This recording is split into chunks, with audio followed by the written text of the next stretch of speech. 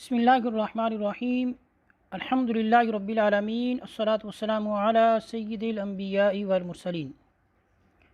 اللہ تعالیٰ کے فضل و کرم سے ہم نے متن البیقونیہ کے اسباق شروع کیے ہوئے ہیں، اور آج ہم سبق نمبر 23 جس میں شعر نمبر 27 اور 28 اس کو پڑھیں گے۔ وما روا کلو قرین ان اخی مدبج فاعرف حقا وانتخی متفق لفظا و خطا متفق وضدہ فیما ذکرنا المفترق۔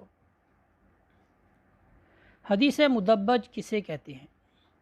وہ حدیث کہ جس میں دونوں ساتھی ایک دوسرے سے حدیث کو روایت کریں، یعنی وہ شیخ صاحب کے پاس پڑھتے رہے اور اس کے بعد وہ ایک دوسرے سے حدیث کو روایت کرتے ہیں۔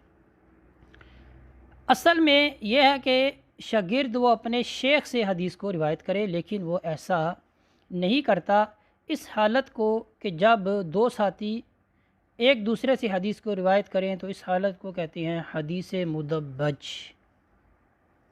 ٹھیک ہے۔ اس کو تدبیج بھی کہتے ہیں، یعنی تدبیج کا مطلب ہوتا ہے مزین کرنا، سجاوٹ کرنا۔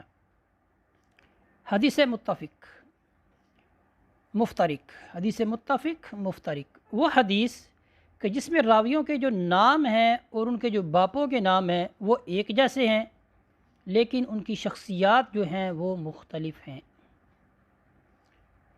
تو ایسی حدیث کہ جس میں ہمیں بیٹا اور باپ کے نام ہمیں ایک ملیں اور شخصیات مختلف ملیں، تو اس حدیث کو یا ایسی حدیث جو ہمیں ملتی ہے اس کو کہا جاتا ہے حدیث متفق مفترق۔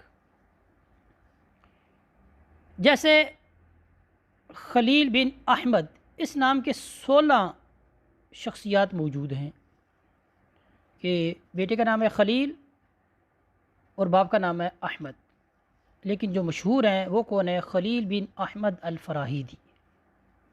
تو اس طرح ہمارا آج کا سبق جو ہے وہ مکمل ہوتا ہے، اسی پر اکتفا کرتے ہیں۔